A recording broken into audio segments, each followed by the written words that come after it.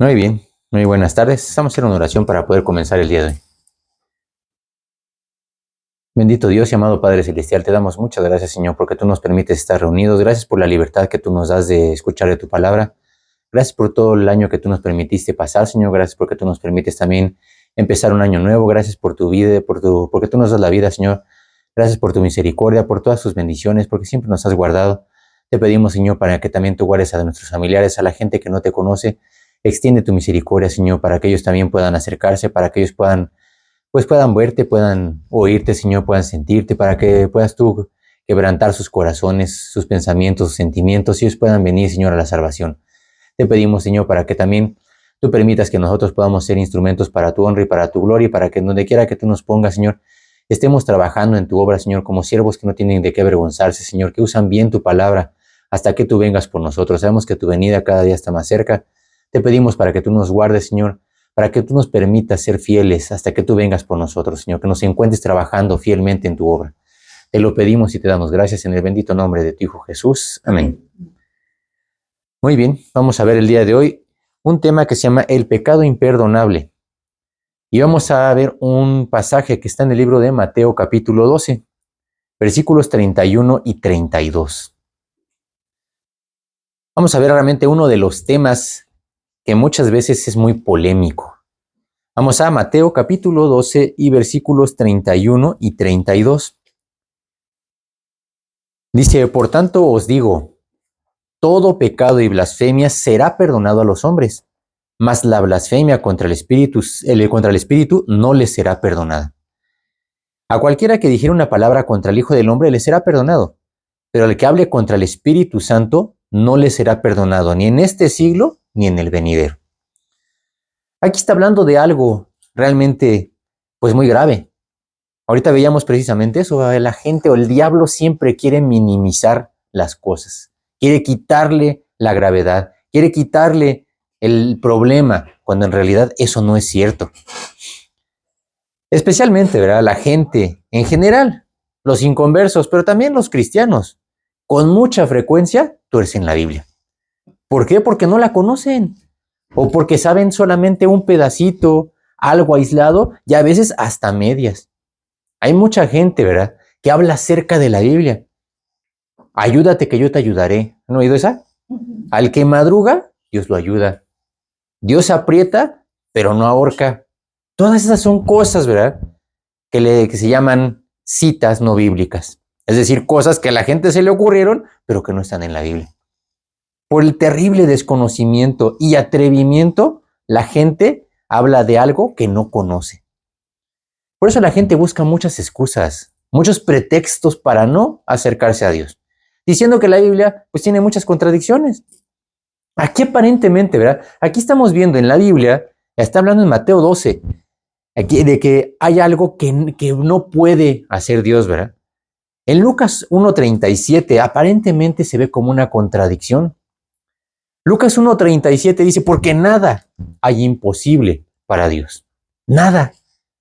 Entonces, ¿cómo nada? Y por otro lado dice que hay algo que Dios no puede perdonar. ¿Será posible que haya algo tan grave que Dios no lo pueda perdonar?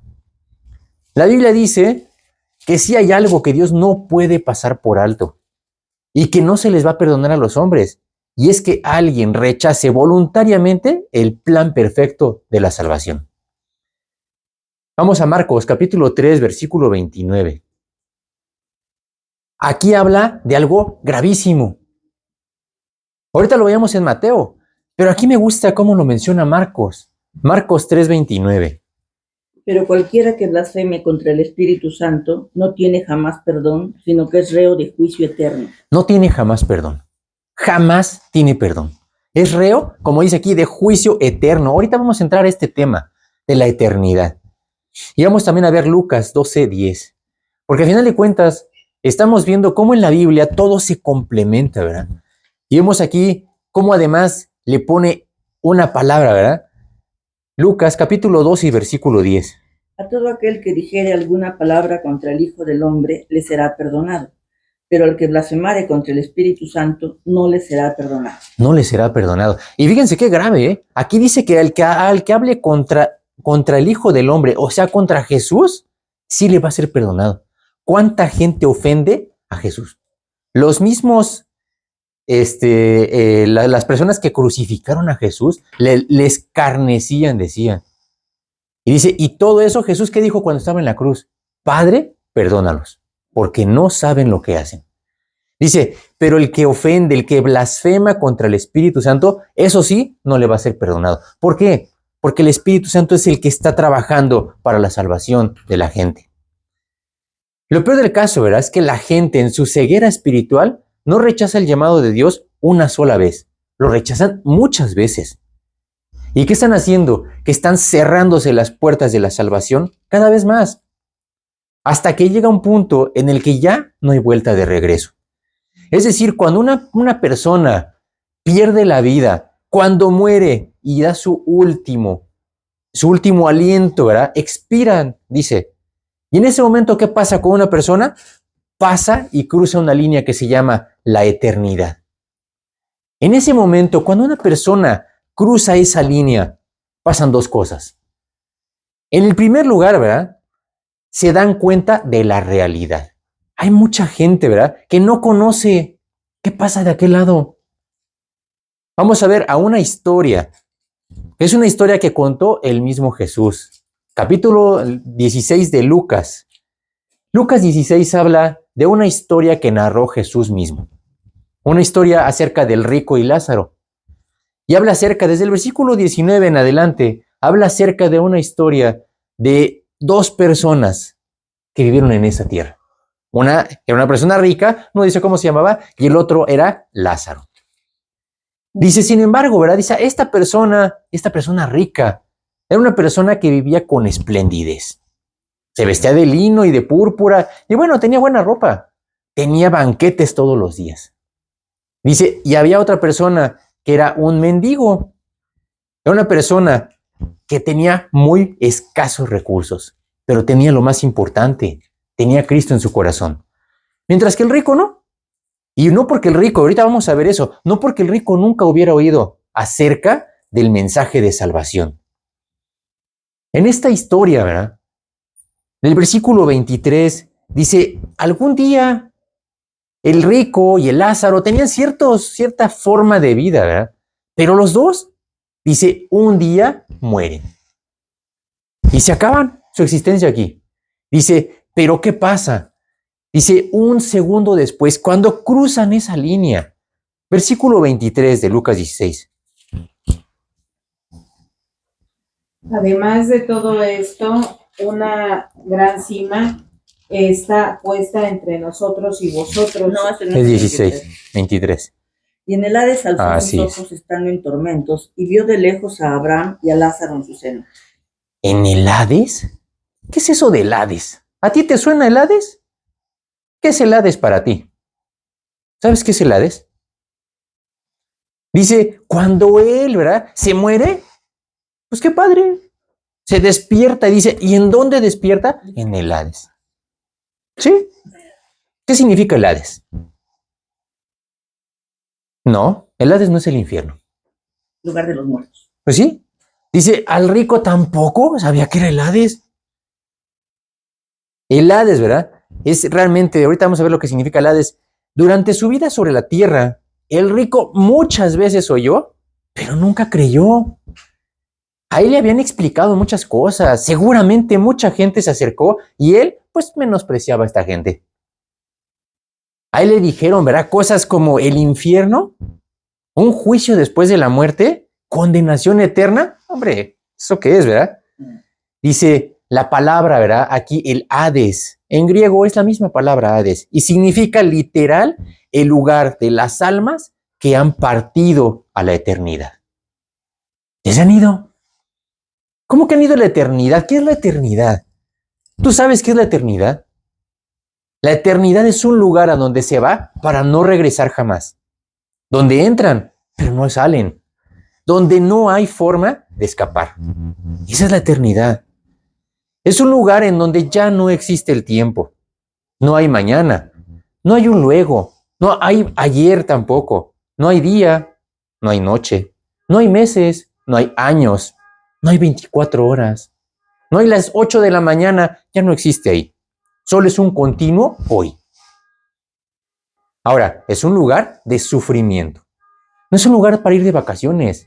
Mucha gente lo malinterpreta y dicen, cuando yo esté ahí voy a andar en una fiestonona con todos mis cuates. En medio de las mujeres, en medio de los vicios. Cuando aquí, ¿verdad? El mismo rico habla de una característica del infierno. Dice, es un lugar de tormentos. Dice que aquí el rico, dice, estaba ¿en dónde? En tormentos. ¿Qué es eso de tormentos? La palabra tormento que se ocupó aquí en Lucas 16, en griego es basanos, que significa literal torturas. Esos son los tormentos. Imagínense a esta persona, ¿verdad? Yo no conozco a nadie que en su sano juicio le guste estar en medio de las torturas y los tormentos. No aguantas ni 10 minutos, pon la mano en la hornilla. A ver si es cierto que 10 minutos te gusta estar ahí. Por instinto lo quitas inmediatamente. No hay nadie, ¿verdad? Ahora imagínate estar en torturas para siempre, sin descanso, día y noche. Eso es la eternidad.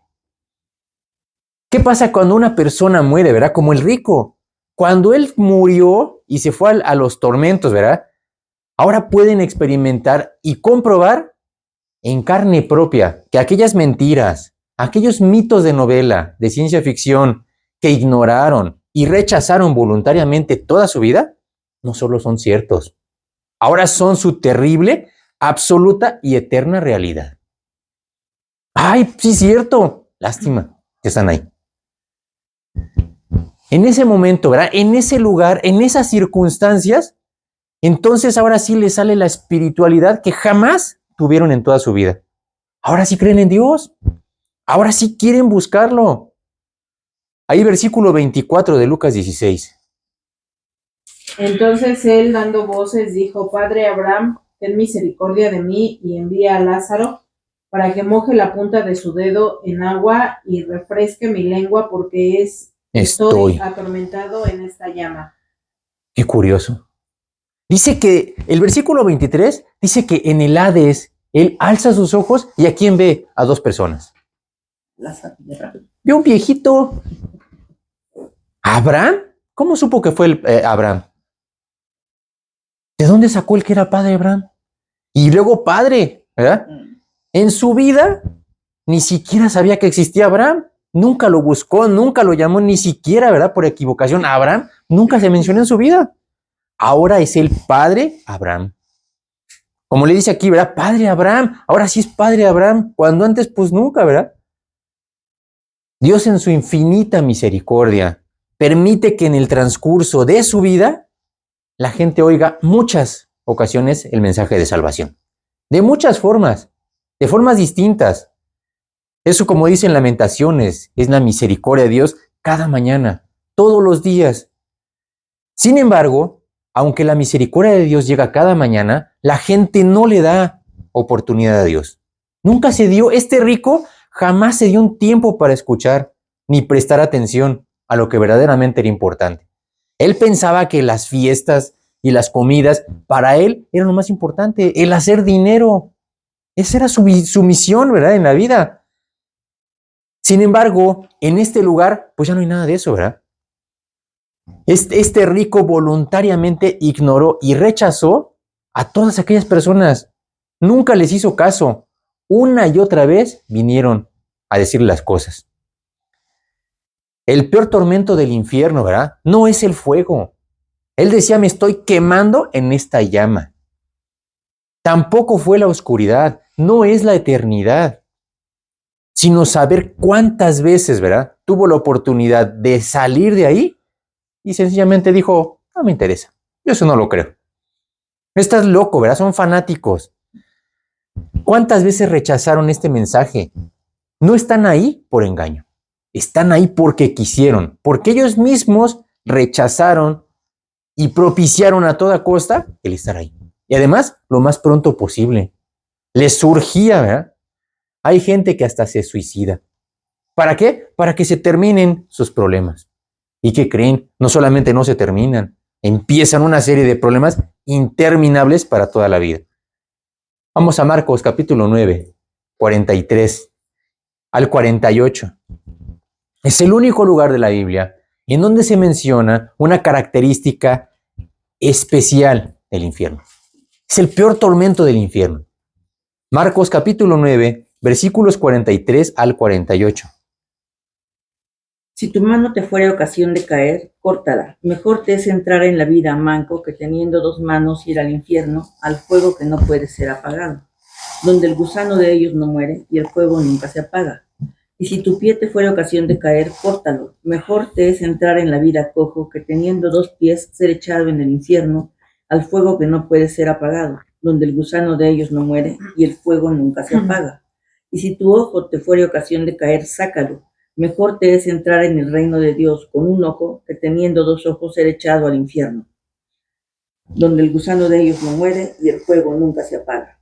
Aquí está hablando 3 veces, si tu mano, si tu pie, si tu ojo, es decir, cualquier cosa que te estorbe, ¿verdad? Si tu ojo te es ocasión de caer, dice, échalo de ti. Dice, porque para evitar el infierno de fuego, dice, donde el gusano de ellos no muere. Y el fuego nunca se apaga. Imagínense eso, ¿verdad? El gusano de ellos es su conciencia. Es decirte una y otra vez, ¿cuántas veces? Ese es el peor tormento del infierno, saber que ellos mismos decidieron estar ahí por su incredulidad, por su necedad, por su soberbia, por no querer oír. Este rico en ese momento de su vida ahora sí se acordaba de Dios, ahora sí se dirigen a Dios, ahora sí ya quiere creer lo que dice la Biblia, hasta claman a Él por salvación. Y no solamente por ellos mismos, ahora hasta por sus familiares, ¿verdad? Hasta ese momento se dan cuenta, ¿verdad? En primer lugar, ¿qué pasa con una persona que está en el Hades, que está en el infierno? En primer lugar, están conscientes, están lúcidos. Es decir, ahí no hay Alzheimer. La gente se acuerda perfectamente quiénes son, cómo se llaman, dónde vivían, quién era su familia, todas y cada una de las cosas que hicieron en su vida sobre la tierra. Especialmente aquellas veces que rechazaron de forma despectiva y burlona a todos aquellos que les presentaron el mensaje de la salvación. En este lugar, ¿verdad? También notan algo muy característico. Es el único lugar donde Dios ya no está. También en este lugar hay puerta de entrada, pero ya no hay puerta de salida. Es decir, no hay forma de escapar. Nosotros en alguna ocasión, ¿verdad? Tuvimos la oportunidad de ir a los centros de readaptación. Cuando llega una persona, ¿verdad? Un nuevo interno a los centros de readaptación, ellos decían, lo primero que hace esta gente es empezar a estudiar el lugar. Quiénes entran, quiénes salen, dónde están las puertas, quién tiene las llaves. ¿Para qué? Para ver cómo se escapan. En el infierno va a ser lo mismo. Van a buscarle, pero ahí no hay forma. Ahí no van a poder escapar. Y además, el peor, ¿verdad? de los tormentos o de este lugar es un lugar eterno. Y dices, bueno, pues me aguanto 10 minutos, 1 año. Hay gente, ¿verdad?, que recibe condenas en la cárcel. Y dicen, bueno, pues me aguanto 20 años y salgo. En este lugar ya no hay tiempo y espacio y temporalidad. Es para toda la vida. Una de las características de Dios es que Él siempre nos dice la verdad. Es su esencia, es su naturaleza. Por eso Dios siempre nos habla con la verdad, no nos habla con mentiras, no nos engaña. De esta forma, ¿verdad? Dios nos advierte que solamente hay 2 caminos. Ahorita nos dice, hay 2 caminos. Dice Mateo 25:46, e irán estos al castigo eterno y los justos, ¿a dónde? A la vida eterna. Nada más. Tanto un camino como el otro, los dos dice que son eternos. Es decir, ¿verdad?, que nosotros vamos a ser eternos, somos eternos. Nada más que depende si vas al castigo eterno o a la vida eterna. Por eso Dios, ¿verdad?, no condena a la gente. Dios nos habla con la verdad absoluta, no nos engaña. Cuando dice que también hay solo 2 caminos, nos advierte de las consecuencias reales y claras de estos caminos. Y si te vas por este camino, dice, llega a la perdición. Si te vas por este camino, llega a la vida eterna. Entonces, la gente decide voluntariamente cuál de los dos caminos va a tomar. El error más común, ¿verdad? Y también el más grave de la gente es que no conocen a Dios, hablan de la Biblia, la juzgan, opinan y hasta critican. Sin embargo, no la conocen. Hay gente que incluso sabe algo de la Biblia. Sin embargo, nunca han tenido un encuentro real con Dios. Cristo les dijo en su época, ¿verdad? Que a la gente cuando hablaban de la Biblia, ¿verdad? Y si había gente que querían sentirse, ¿verdad? Muy inteligentes y mandaban a los escribas, a los fariseos, a tratar de engañar a Jesús. Mateo 22, 29. Entonces respondiendo Jesús les dijo, erráis, ignorando las escrituras y el poder de Dios.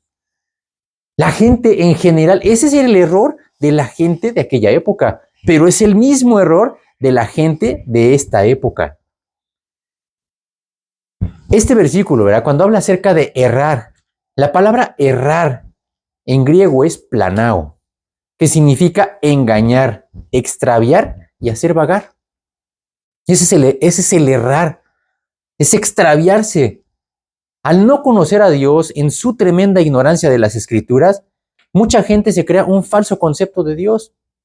Y por eso tienen ideas, ¿verdad? Que dicen, es que Dios es amor. Y por lo tanto es demasiado bueno como para juzgar a la gente. Y menos para condenarla a un infierno, porque Dios es amor. Una de las cosas que tenemos que entender es que Dios no tolera el pecado en su presencia. Dios es amor, sí, es cierto. Sin embargo, esa es una de las muchas características de Dios, pero no es la única. Dios es amor, pero aún así, con todo y su amor, no tolera el pecado en su presencia. Vamos a Romanos 11, 22. Y no por eso, nada, deja de ser amor. A la gente le han enseñado lo que quiere y la gente toma lo que quiere. Por eso, como dice aquí, ¿verdad, Romanos? Cuando quieres conocer a Dios, hay que conocerlo por completo. No nada más lo que te gusta, lo que te hayan enseñado. Romanos 11, 22. Mira pues la bondad y la severidad de Dios. La severidad ciertamente para con los que cayeron, pero la bondad para contigo. Si permaneces en esa bondad, pues de otra manera tú también serás cortado. Aquí Dios sí es amor, sí es bondad, pero también es severidad. Eso es lo que a la gente no le han enseñado. La severidad para con los que cayeron.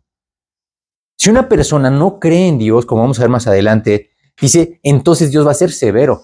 Que Dios es amor ni que nada, ¿verdad? Dios también va a juzgar a esa gente. Y por eso, como dice aquí, y la bondad para contigo si permaneces. Si no permaneces, pues también serás cortado. Realmente nosotros no podemos estar diciendo que nosotros estamos exentos, ¿verdad? Dios es amor, sí, sí es cierto. Pero no es la única característica. Dios también es santo. Dice en 1 de Pedro 1:16, porque escrito está, sed santos, porque yo soy santo. Dios nos llama a ser santos. Vamos a Levítico, capítulo 11, versículos 44 y 45. Porque está escrito, como dice aquí, ¿verdad? En 1 de Pedro, dice, escrito está. ¿En dónde está escrito? En el libro de Levítico. Cuando Dios le dio la ley, ¿verdad? Al pueblo de Israel, empezó por aquí. Levítico capítulo 11, versículos 44 y 45. Porque yo soy Jehová vuestro Dios. Vosotros, por tanto, os santificaréis y seréis santos, porque yo soy santo. Así que no contaminéis vuestras personas con ningún animal que se arrastre sobre la tierra. Porque yo soy Jehová que os hago subir de la tierra de Egipto para ser vuestro Dios. Seréis pues santos, porque yo soy santo. Dios siempre nos exhorta a ser santos. Realmente eso es otra de las características que tiene Dios. Sí es amor, pero también es santo. Y en la santidad no permite precisamente el pecado en su presencia. Y además dice que nosotros tenemos que ser santos como Él lo es. Entonces no es nada más las cosas como nosotros queramos, ¿verdad? Ahí mismo en Levítico, vamos al 19, versículo 2. Capítulo 19 y versículo 2. ¿Por qué Dios tiene que insistir tanto en la santidad? Aquí vemos dos veces en el 11, el 19:2. Habla a toda la congregación de los hijos de Israel y diles, santos seréis porque santo soy yo, Jehová vuestro Dios. Santo soy yo, Jehová vuestro Dios. Otra vez, la palabra santo, ¿verdad? Que ocupa aquí, tanto insiste en el libro de Levítico, en hebreo es la palabra kadosh, que significa consagrado y apartado del pecado. Eso significa santo. La gente luego confunde el santo, ¿verdad? Con ponerle una aureola, ponerle unas alitas. Eso no es ser santo. Aquí, como dice la palabra santo, es consagrado para Dios. Es apartarse del pecado. Eso es ser santo. Hay mucha gente que le encanta estar en medio del pecado. Cristianos que les encanta estar en el pecado. ¿Cuál santidad en su vida? Por eso aquí dice, tienes que apartarte del pecado. Dios no puede permitir el pecado en su presencia. En ninguna forma y sin excepción alguna. No puede convivir la luz con las tinieblas. Son totalmente distintas, totalmente contrarias. La justicia con la injusticia son cosas opuestas. Es como tratar de mezclar el aceite con el agua, ¿verdad? Ya en alguna ocasión estudiamos este tema, ¿verdad? No se pueden mezclar. ¿Por qué no se pueden mezclar? Principalmente por la polaridad. Mientras que el aceite no tiene polaridad, pues el agua sí la tiene. Entonces no tienen forma de cómo unirse. Es decir, porque están hablando de cosas diferentes. Por las densidades, por diferentes características, son totalmente distintas. Las moléculas del aceite son grandes, mientras que las del agua son pequeñitas. Es decir, ¿verdad? No se parecen en nada. Por eso no las puedes mezclar, porque no tienen nada en común. Vamos a Mateo capítulo 7, versículos 16 y 17. Vuelve a mencionar Jesús en todas las parábolas, ¿verdad? Hay que recordar que Jesús hablaba de las cosas que nosotros es más fácil que podamos recordar. Mateo capítulo 7, versículos 16 y 17. Por sus frutos los conoceréis. ¿Acaso se recogen uvas de los espinos o higos de los abrojos? Así todo buen árbol da buenos frutos, pero el árbol malo da frutos malos. Qué sencillo, ¿verdad? Jesús lo dijo de forma súper sencilla. ¿Acaso se recogen uvas de los espinos o higos de los abrojos? ¿Sabías tú que los higos y las uvas son frutos, mientras que los espinos y los abrojos son maleza? Es decir, todo lo contrario. Nunca una maleza, ¿verdad? Una mala hierba te va a dar frutos. Nosotros, ¿verdad? No podemos ver cómo es la gente, qué piensa, qué tierra hay adentro de su corazón.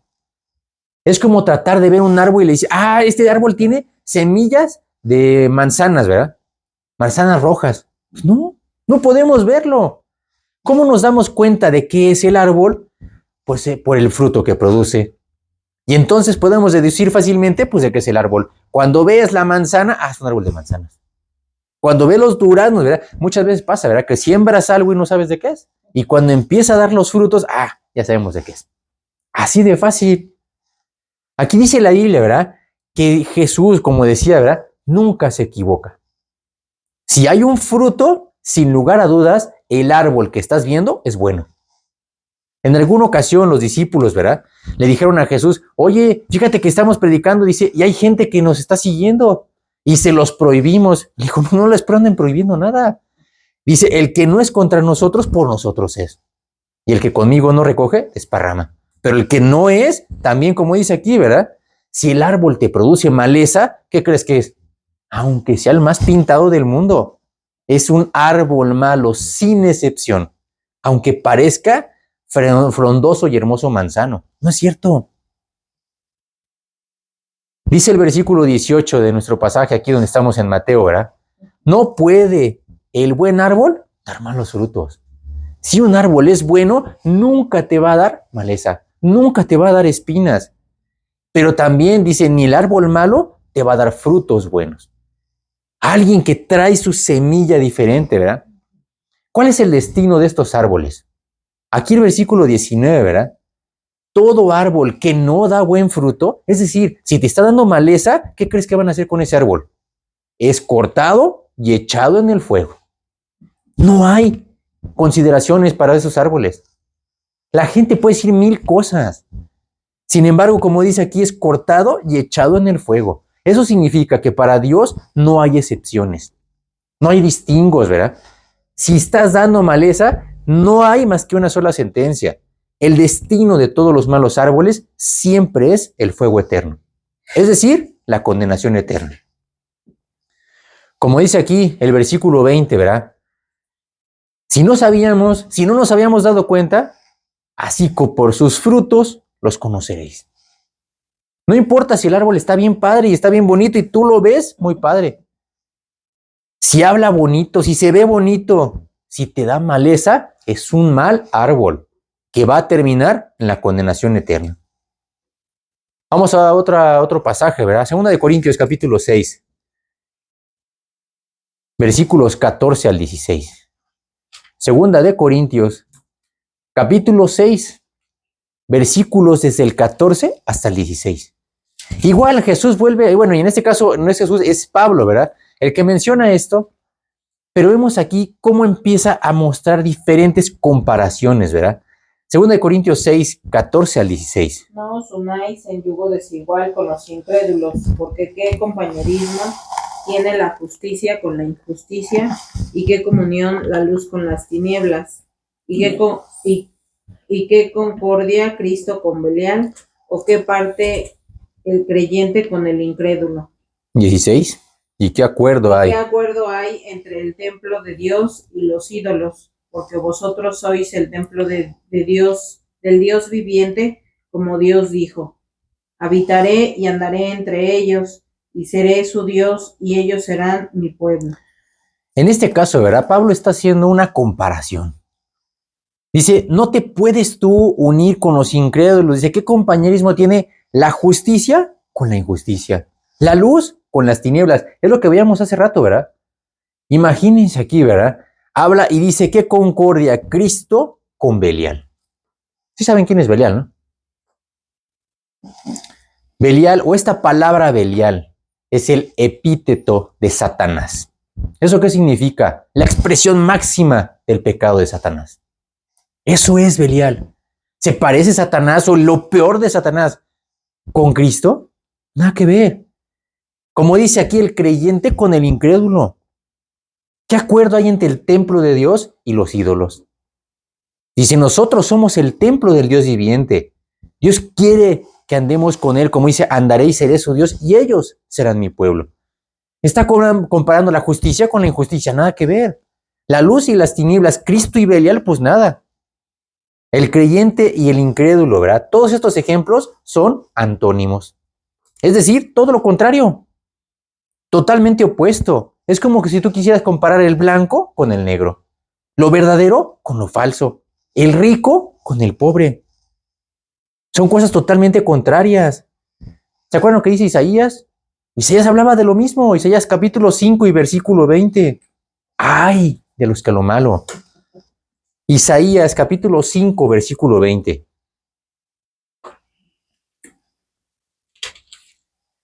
Y dice, hay de los que a lo malo dicen bueno y a lo bueno malo, que hacen de la luz tinieblas y de las tinieblas luz, que ponen lo amargo por dulce y lo dulce por amargo. Hay de los que a lo malo dicen bueno.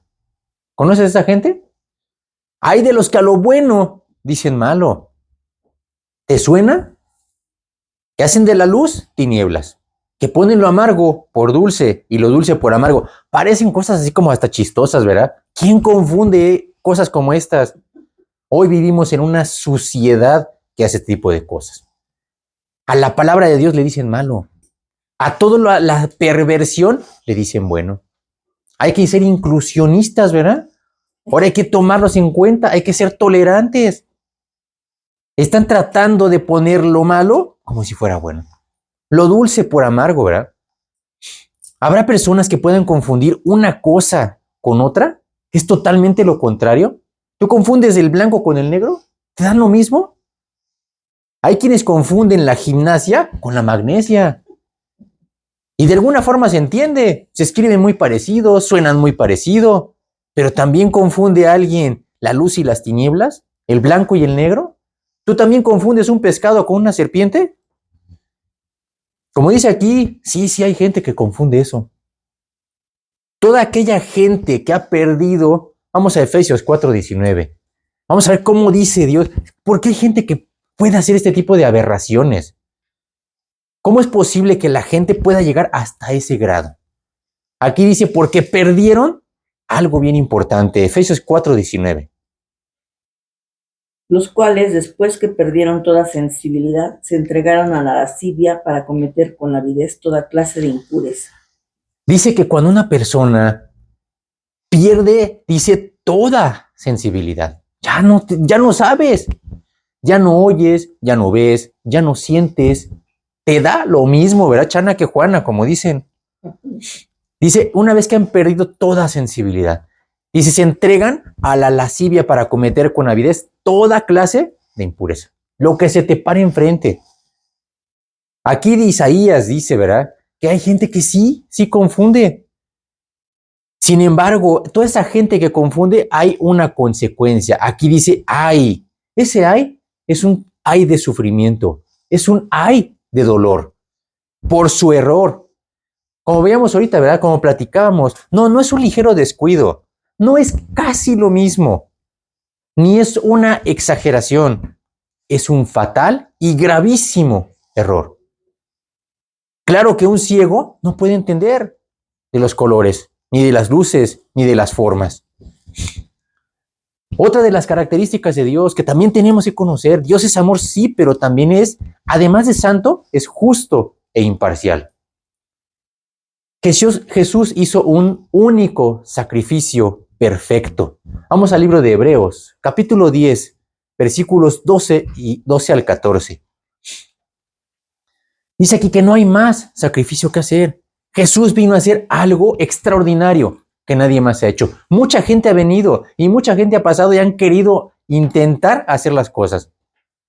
Hebreos capítulo 10, versículo 12 al 14.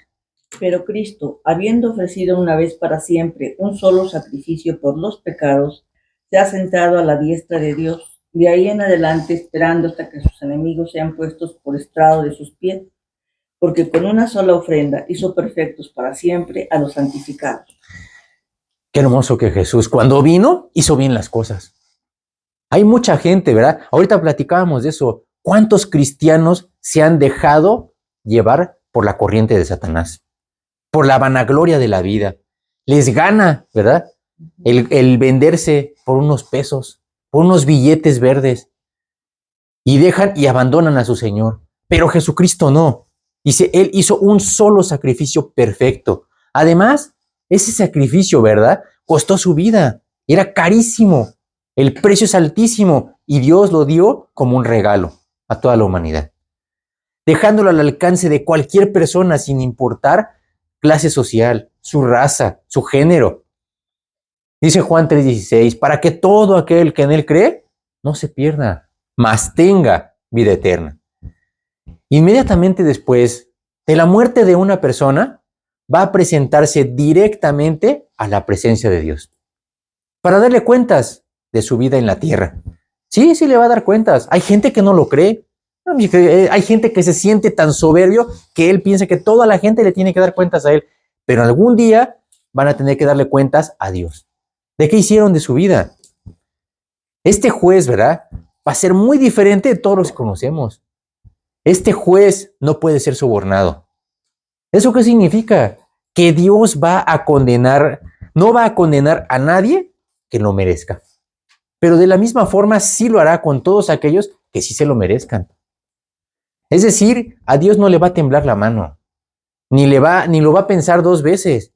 Cuando tenga que condenar y enviar a alguien al infierno, aunque tenga carita de dulce angelito y se llame como se llame y haya hecho lo que haya hecho. Vamos a Mateo capítulo 25 y versículo 41. Fíjense cómo Dios no se va a tentar el corazón. Oye, Señor, pero es que es fulanito y es que hizo esto. A Dios no le va a interesar.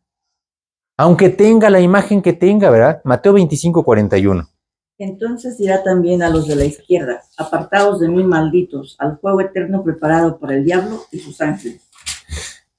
Ahí precisamente dice, en el juicio de las naciones, dice, Jesús va inmediatamente desde verlos, va a separar unos a la izquierda y otros a la derecha. Y entonces así como que la gente va a decir, bueno, ¿y pues, qué estamos haciendo aquí, verdad? Dice, y va a decir a los de la izquierda, apartaos de mí, malditos al fuego eterno preparado para el diablo y sus ángeles. Oye, Señor, ¿cómo que al fuego, verdad? Dios, como dice aquí, es un Dios omnisciente. No necesitamos que leyemos las pruebas de nuestra aparente inocencia. Él conoce lo que hay en lo más profundo de nuestro corazón, incluso en nuestros pensamientos. Ni siquiera nosotros mismos sabemos en realidad todo el mal y el pecado que hay en nuestro corazón. Vamos a Jeremías 17, 9 y 10. Pero Jesús sí, Dios sí alcanza a ver qué hay adentro de nuestro corazón. Ni siquiera nosotros, ¿verdad? La gente muchas veces cuando hace cosas atroces, dice, yo nunca creí llegar a ser capaz de lo que hice. Vamos a ver por qué. Jeremías 17, 9 y 10. Engañoso es el corazón más que todas las cosas y perverso. ¿Quién lo conocerá? Yo, Jehová, que escudriño la mente, que pruebo el corazón para dar a cada uno según su camino, según el fruto de sus obras. Dice que ni siquiera nosotros sabemos qué traemos cargando, de lo que somos capaces. Por eso nosotros no podemos dar rienda suelta a todo nuestro pecado, porque como dice aquí, se desenfrenan. Y dice, ¿y quién lo conoce? Yo, Jehová. Dios sí lo conoce. Vamos a Hebreos capítulo 4 y versículo 13. Delante de Dios no se le van a escapar los detallitos, ni las cosas insignificantes, ¿verdad? Dice que delante de Él todo está bien claro. Y no hay cosa creada que no sea manifiesta en su presencia. Antes bien, todas las cosas están desnudas y abiertas a los ojos de aquel a quien tenemos que dar cuenta. A los ojos de aquel a quien tenemos que dar cuenta, dice, todo está desnudo y abierto. No nos podemos esconder. Cuando algo está desnudo y abierto, no hay para dónde hacerte. ¿A dónde te escondes? ¿Con quién te va a hacer la segunda, verdad? No hay paleros tampoco. En ese momento, ¿verdad? Dios va a juzgar. Una característica de Dios es que es soberano. Dios tiene toda la autoridad para juzgar y también para condenar a quien realmente lo merezca. Por lo que entonces, este juez sencillamente va a condenar a todos aquellos, ¿verdad? Como dice en Apocalipsis 20:15, que no estén escritos en el libro de la vida. Cuidado con aquellos que no estén en ese libro. Si tu nombre no está, aunque sea el más pintado del mundo, ¿verdad? Aunque hayas levantado 20,000 iglesias, aunque hayas hecho aunque hayas cargado la Biblia, aunque cantabas bien bonito los domingos, eso no sirve para nada. Si tu nombre no está en el libro de la vida, adiós. Es condenación eterna. En este juicio, fíjense qué tremendo es. Cuando una persona se presente ahí, ¿verdad?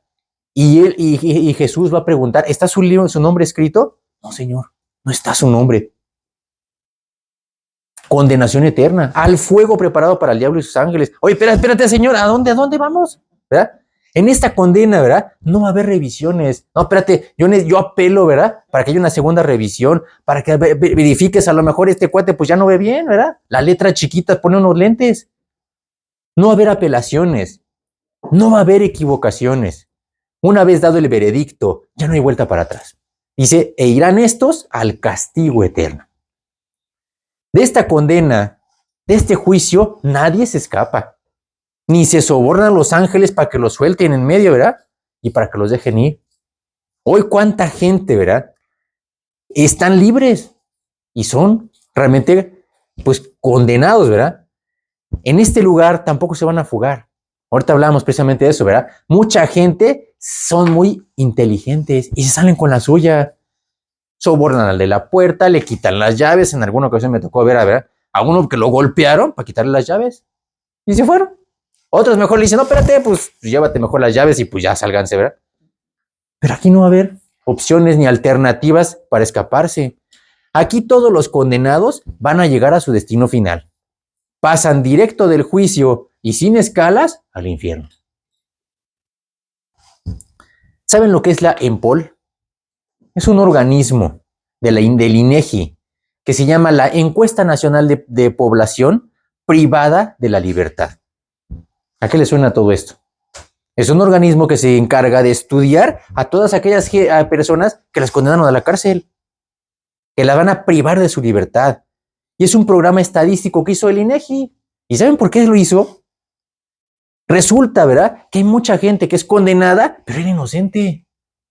De acuerdo con los datos de este organismo, en el 2021 en México casi el 45% de las personas que se encuentran privadas de su libertad declararon que el motivo de su reclusión es haber sido acusados falsamente. Oye, en la mitad es gravísimo.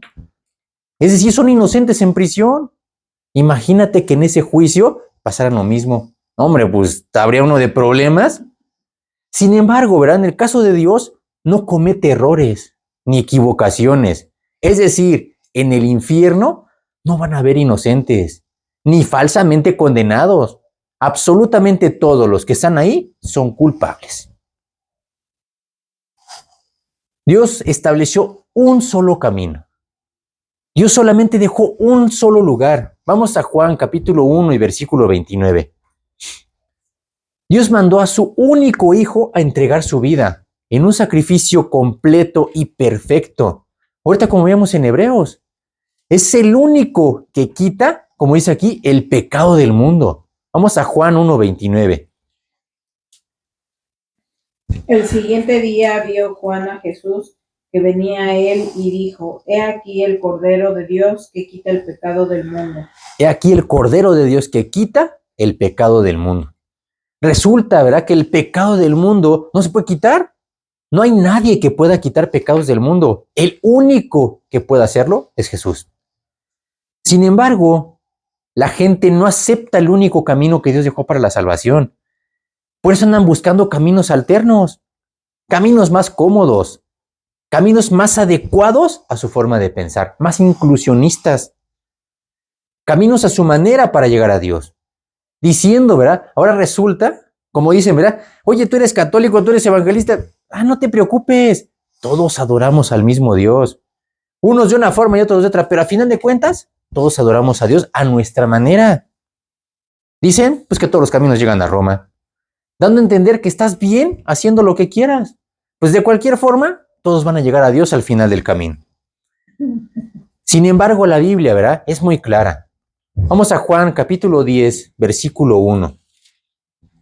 Jesús está empezando, ¿verdad? Cuando estaba explicando esto, ¿verdad?, lo dijo de una forma tan clara y tan contundente que, bueno, ya el que no entienda, pues, como dice un pastor, yo no puedo hacer nada, ¿verdad?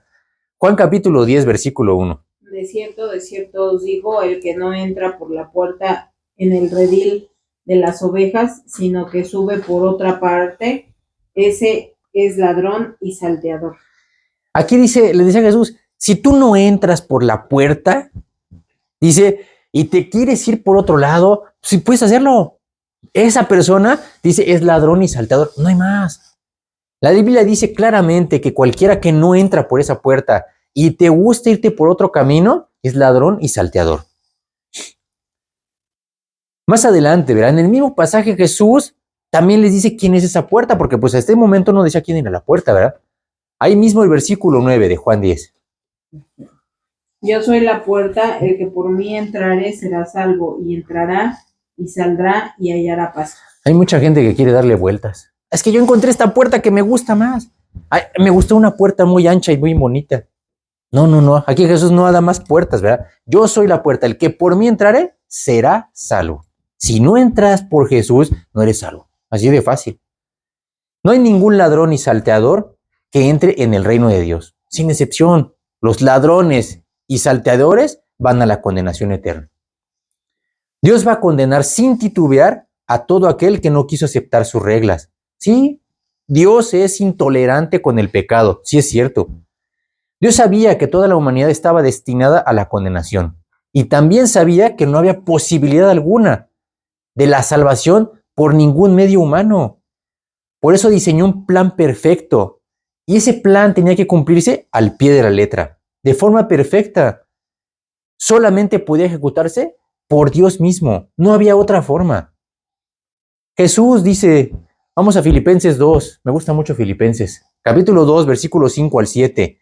Dice que Él tuvo que venir a esta tierra y formó parte, ¿verdad? Se hizo un hombre como nosotros. Filipenses capítulo 2, versículos 5 al 7. Haya pues en vosotros este sentir que hubo también en Cristo Jesús, el cual siendo en forma de Dios, no estimó el ser igual a Dios como cosa a que aferrarse, sino que se despojó a sí mismo tomando forma de siervo, hecho semejante a los hombres. Dice ella, pues, este sentir que hubo en Cristo Jesús. ¿Qué sentir hubo en Cristo Jesús? el de querer hacer las cosas como Dios las planeó. Dice, él era en forma de Dios, no estimó ser igual a Dios como cosa a que aferrarse. Hay gente que se aferra pues, a los bienes materiales y a unos tristes billetes verdes, ¿verdad? Hay mucha gente que hasta pierde la vida por el dinero. Mucha gente se aferra a las posiciones materiales. Dice, él se despojó a sí mismo, tomando forma de siervo, hecho semejante a los hombres. Dice también, ¿verdad?, que habitó entre nosotros. Vamos a Juan capítulo 1 y versículo 14. Qué hermoso que Jesús haya habitado entre nosotros. Él vino a vivir, él nació y vivió por 33 años sobre esta tierra, con una vida perfecta y santa entre nosotros. Juan 1:14. Y aquel verbo fue hecho carne y habitó entre nosotros y vimos su gloria, gloria como del unigénito del Padre, lleno de gracia y de verdad. Dice aquí que aquel verbo, dice, fue hecho carne y habitó entre nosotros. Gracias a Dios porque vino Jesús. Y vimos su gloria como del unigénito del Padre, lleno de gracia y de verdad. Cristo vino a vivir, ¿verdad? Dejó su posición de Dios, dejó el cielo. No tenía para qué, ¿verdad? Para humillarse a tal grado, no solamente como un ser humano común y corriente. Podía haber llegado a esta tierra como el más grande magnate y dueño de todo el mundo. En vez de eso, vino a nacer en el lugar más humilde. Nadie ha tenido un pesebre para nacer. El único que vino a nacer de esa forma es Jesús. Realizó un único sacrificio, como veíamos ahorita. Sufrió una muerte como nunca nadie más la ha tenido. También ha tenido la única muerte como esta, como la de Jesús, ¿verdad? Aquí veíamos en Hebreos, ¿verdad? En capítulo 10, versículo 12. Cristo vino a ofrecer una vez y para siempre un solo sacrificio por los pecados y se ha sentado a la diestra de Dios. Ya no hay más sacrificios, ya no necesitamos más. Gracias a Dios por ese sacrificio y no solamente por ese sacrificio, ¿cuánta gente se ha quedado en la muerte? La maravilla más grande de Dios es que Él no se quedó en una tumba, su tumba no se quedó llena, ¿verdad? Se levantó de los muertos, resucitó al tercer día. Nuevamente es el único que pudo vencer la muerte.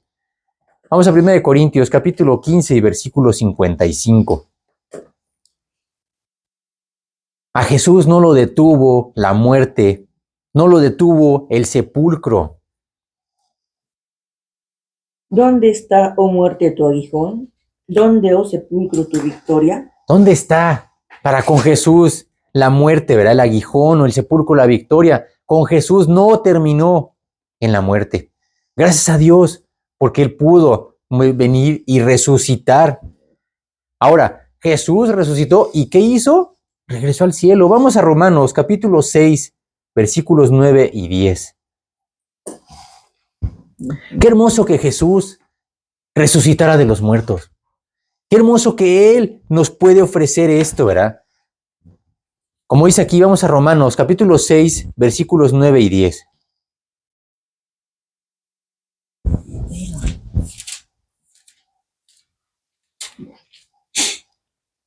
Sabiendo que Cristo, habiendo resucitado de los muertos, ya no muere, la muerte no se enseñorea más de él, porque en cuanto murió, al pecado murió una vez por todas, mas en cuanto vive, para Dios vive. Ya Jesús, ¿verdad? Ya resucitó y dice, y ya la muerte ya no se enseñorea más de Él. Realmente qué hermoso es que nosotros tenemos a un Dios que realmente resucitó por nosotros, ¿verdad? No solamente terminó ahí su plan redentor. Vamos a 1 Tesalonicenses 4, porque este mismo Jesús, como dicen Tesalonicenses, ¿verdad? Va a volver a regresar por cada uno de nosotros. 1 Tesalonicenses 4, 16 al 18. Dice, porque el Señor mismo con voz de mando, con voz de arcángel y con trompeta de Dios descenderá del cielo, y los muertos en Cristo resucitarán primero. Luego nosotros, los que vivimos, los que hayamos quedado, seremos arrebatados juntamente con ellos en las nubes para recibir al Señor en el aire, y así estaremos siempre con el Señor. Por lo tanto, alentados los unos a los otros con estas palabras. Qué hermoso que Dios nos da la promesa de que va a venir por segunda ocasión por nosotros. Que es lo que estamos esperando ahorita, ¿verdad? Vemos ya tantas cosas que se han dado en el mundo y que realmente su venida cada día está más cerca. No podemos decir, ¿verdad? No podemos poner una fecha porque eso sería ir en contra de lo que dice la Biblia. Pero lo que sí sabemos es que cada día es un día menos en esa cuenta regresiva. Por eso dice la Biblia bien claramente, ¿verdad? Que hay dos partes, ¿verdad? Polarizadas totalmente. La gente que está a la derecha y los que están a la izquierda. Dice Mateo 12:30, el que no es conmigo, contra mí es. Y el que conmigo no recoge, desparrama. Así de sencillo. Realmente, ¿verdad? No es que Dios no pueda perdonar a la gente. Es que la gente no se acerca correctamente a Él. No es honesta para pedirle que la perdone. Es como el ejemplo del barbero, que ya habíamos visto en alguna ocasión. Que hay un barbero, ¿verdad? Que tiene su gente, tiene su clientela y está atendiendo a las personas. Y entra una persona, ¿verdad? De esas indigentes, pues que tiene el cabello todo descompuesto. Y entonces le dice, porque este barbero le decía al pastor, ¿sabe qué? Yo no creo que Dios exista, porque si Dios existe, ¿por qué hay tantos pobrecitos en la calle? ¿Por qué hay tanta gente que sufre inocente? Y entonces va por el mendigo y le dice, mira, yo tampoco creo que los barberos existan, porque si los barberos existieran, no existirían personas como él. Le dice, pues claro que existimos, pero ellos no vienen con nosotros. Dice, ahí está el error. Dice, no es que Dios no exista, es que la gente no va a Dios, no acude con Dios. Realmente Dios tiene un mensaje para ti. Vamos a ir al libro de Ezequiel, capítulo 33 y versículo 11. Hay mucha gente, el otro estaba oyendo, ¿verdad? Una persona que se atrevió a decir que a Dios le da mucho gusto que la gente pase a la eternidad y que vayan al infierno. Que Dios se regocija porque la gente se va al infierno. ¿En dónde dice eso, verdad? Vamos a Ezequiel, capítulo 33 y versículo 11. Diles, vivo yo, dice Jehová el Señor, que no quiero la muerte del impío, sino que se vuelva el impío de su camino y que viva. Volveos de vuestros malos caminos. ¿Por qué moriréis, oh casa de Israel? Aquí dice Dios, ¿verdad? Dice Jehová, no quiero la muerte del impío. Dios no quiere que te vayas al infierno. Dios quiere que tú, como dice aquí, volveos. Ese volveos es arrepiéntete de donde estás. Dice, volveos de vuestros malos caminos. ¿Por qué moriréis, casa de Israel? ¿Por qué moriréis? Y ese tema, ¿por qué moriréis? Te lo dice a ti Dios el día de hoy. Dios no quiere que te vayas a la cama, ¿verdad? Sin que hayas arreglado cuentas con Él. Dios nos advierte de las consecuencias. Sin embargo, cada quien escoge libre y voluntariamente su camino. Y con tu camino, también tu destino. Tú sabes a dónde te vas a ir.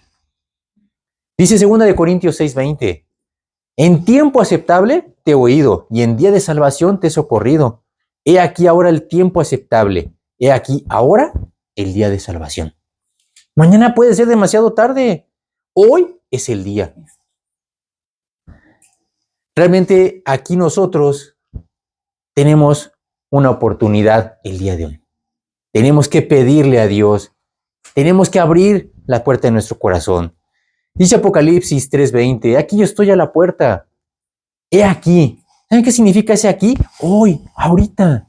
Dios está aquí y está llamando a la puerta de tu corazón. Dice que necesita dos condiciones. Dios necesita dos condiciones. Si alguno oye mi voz, ¿saben cuánta gente ha oído la voz de Dios? Muchas veces. Pero no hacen la segunda. Dice, y abre la puerta. Entraré a Él y cenaré con Él y Él conmigo. La gente se queda con la primera condición. Han oído un montón de veces, pero no abren la puerta. Dios te pide que hoy abras la puerta de tu corazón para que entre a morar en ti. Dice, y cenaré con Él y Él conmigo.